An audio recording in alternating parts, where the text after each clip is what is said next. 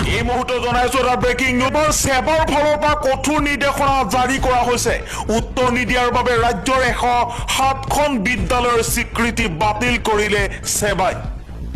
ৰাজ্যৰ 107খন বিদ্যালয়ৰ স্বীকৃতি বাতিল কৰিছে অসম মাধ্যমিক শিক্ষা পৰিষদ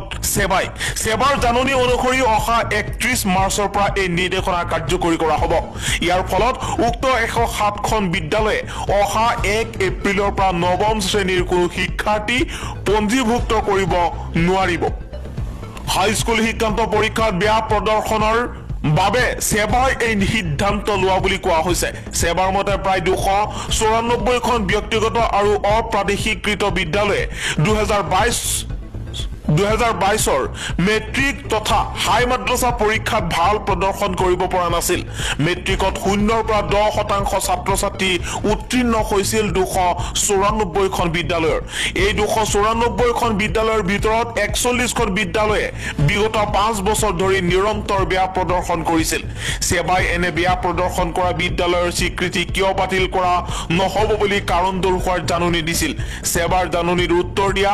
187খন বিদ্যালয়ক অন্তিম সুযোগ দিলে সেবাই 2023 চনৰ মেট্ৰিকৰ ফলাফল উন্নত নহলে এই 187খন বিদ্যালয়ৰ ক্ষেত্ৰতো সেবাই এই একেই কঠোৰ ব্যৱস্থা গ্ৰহণ কৰিব আনহাতে সেবাৰ কাৰণ দৰ্শোৱাৰ জাননী গুৰুত্ব নিদি উত্তৰ নিদিয়া 107খন বিদ্যালয়ৰ স্বীকৃতি বাতিল কৰা হৈছে দৰাচলতে সেবাৰ জাননীৰ উত্তৰ দিবলৈ উক্ত বিদ্যালয়সমূহৰ হাতত কোনো উত্তৰ নাছিল নে প্ৰকৃততে তেওঁলোকৰ বিদ্যালয়সমূহৰ শৈক্ষিক যাত্ৰা ইমানতে সামৰিব বিচাৰিছে সেইটো অৱশ্য স্পষ্ট নহয় আন এটা খবৰ হৈছে দুয়ুজ মুছলমানৰ নামত থকা দেশৰ হাজাৰ হাজাৰ চহৰ নগৰ গাইপথৰ নাম সলনি কৰাৰ PIL দাখিল কৰিছে উচ্চতম ন্যায়ালয়ত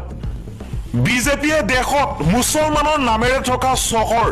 বাট পথৰ নাম সলনি কৰাৰ অপচেষ্টা চলাইছে বাৰে বাৰে কিয় কেৱল মুছলমান সম্প্ৰদায়ক টাৰ্গেট কৰি থকা হৈছে বুলি প্ৰশ্ন উত্থাপন কৰিছে যিসকলৰ নামেৰে চহৰ নগৰৰ নামাকৰণ কৰা হৈছে সেয়া এতিয়া ইতিহাস হৈ পৰিছে বুলি উচ্চতম ন্যায়ালয়ৰ মন্তব্য ইতিহাস কোনো কাৰণতে সলনি কৰিব নোৱাৰি বুলি এবাৰ বিজেপি নেতাক ধমকি দিলে উচ্চতম ন্যায়ালয়ে বিজেপি নেতাগৰাকীয়ে মুছলমানৰ নামত থকা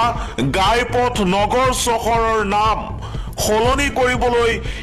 PIL দাখিল কৰিছিল যদি উচ্চতম ন্যায়ালয়ৰ ফালৰ পৰা এই ধমক খাইছে এবাৰ বিজেপি নেতাগৰাকীয়ে ধৰ্মীয় উপাসনাস্থলীৰ সৈতে ৰাস্তা চহৰ নগৰৰ নামৰ কোনো সম্পৰ্ক নাই বুলি মন্তব্য কৰিছে উচ্চতম ন্যায়ালয়ে নাম সলনি কৰাক লৈ বিজেপি নেতা